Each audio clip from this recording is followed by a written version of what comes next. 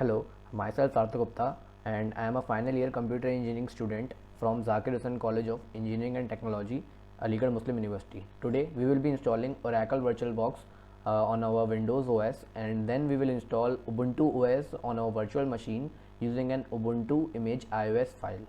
So let's get started. So yes, first we will download the Oracle VirtualBox setup file from the VirtualBox website, official website. Yeah, VirtualBox for Windows download. Yes, download VirtualBox.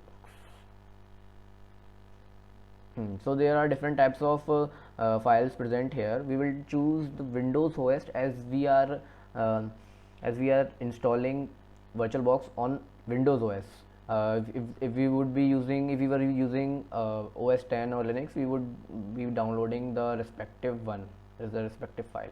So yeah, Windows OS. So meanwhile, we will download Ubuntu image ISO file from the official Ubuntu website. Download.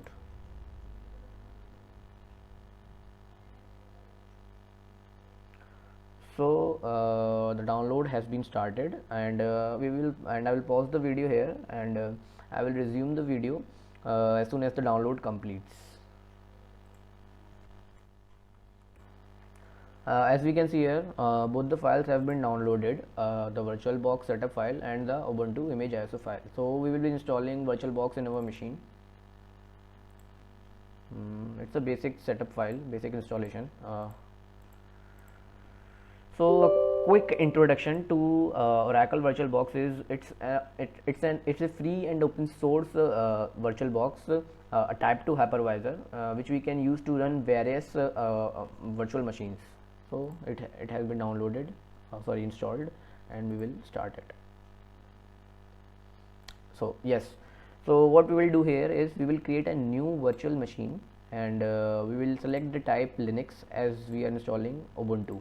Yeah, and the version would be Ubuntu 64-bit. Yes, and the name would be Ubuntu. Okay, next. And it's asking for how much RAM and memory size you want to allocate to the virtual machine. The default has been set to 1024. I will be setting it to 3072. Yeah,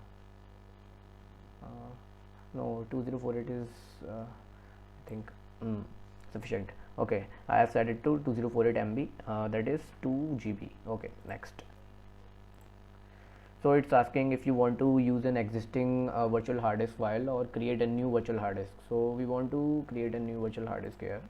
Okay, the type would be VDI. Yeah.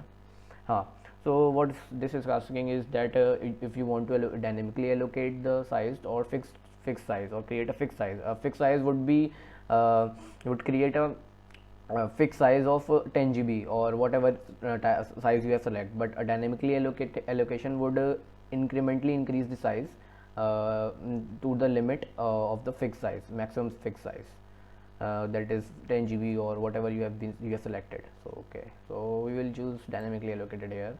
Okay, and it's asking for the size, and I am happy with 10 GB. Yeah, create. So the Ubuntu virtual machine has been created, but it doesn't know how to start. We don't have a startup disk. So what we will do here, we will install Ubuntu to our 10 GB virtual hard disk using this ISO file. So we will start it now.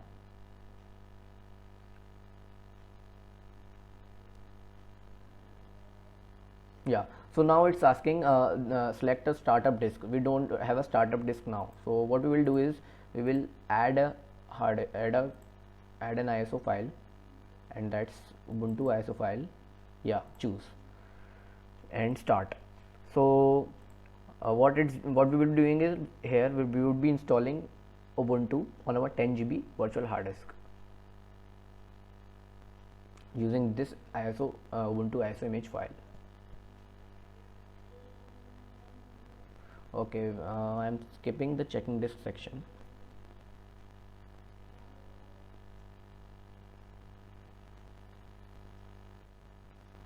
Okay, it's taking time.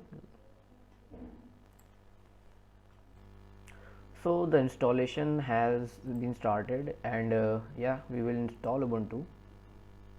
hmm. So we will select Indian here, in keyboard layout to be Indian. Yeah, Indian. Okay, continue. Okay, yes, we will install third-party drivers like Wi-Fi hardware drivers and graphic drivers. Yes, continue. So yeah, it's asking for installation type.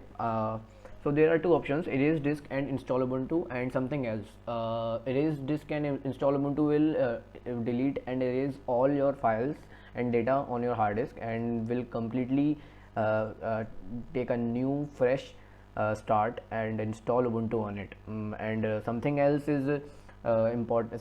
Something else is what you can create your own partitions and resize them and choose multiple partitions. So something else is useful when you are dual booting your computer, and erase disk and install Ubuntu is completely okay here to choose. But if you are dual booting your PC, you should choose something else there, and then you should create your own partitions, and then select and install Ubuntu. Select those partitions and install Ubuntu. But erase disk and install Ubuntu is completely fine here. We will choose it, and it will install. It will erase all the data on 10 GB virtual hard disk we have chosen, and then it will install Ubuntu on it. So yeah, we will choose it. Install now.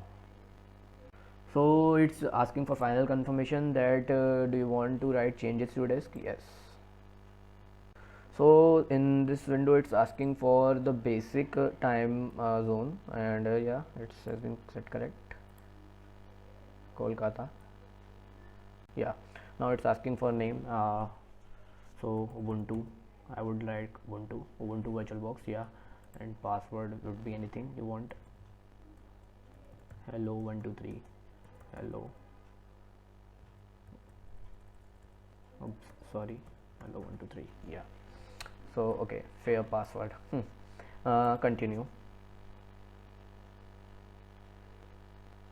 So now the installation has been started, and I think we should pause the video here, as it will only copy and install the files, and we will continue as soon as the installation gets completed.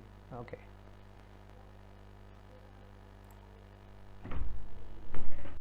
So it took around 15 to 20 minutes to install the Ubuntu, and then it asks to restart the Ubuntu machine. So I restarted it, and then it asks to simply detach the optical drive, that is the ISO image which we previously attached.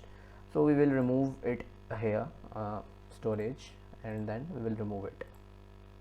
So now this ubuntu.vdi file or virtual disk image, virtual hard disk, will automatically boot up on startup. What we could have also done is that we could simply select this this drive as on startup. I will show you where. When we simply start up the virtual machine, it asks us to select the boot up device on pressing F12, and there we could have simply selected ubuntu.vdi file, but we took the easy way. No problem. I will show you where it asks us. It shows. Yeah, press F12 to select the boot device here. So here we will simply select Ubuntu. Now Ubuntu machine, Ubuntu OS will simply boot up.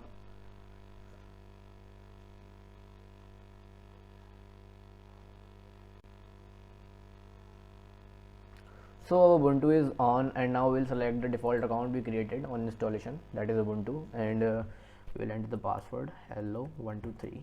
Yeah, and it is logging in.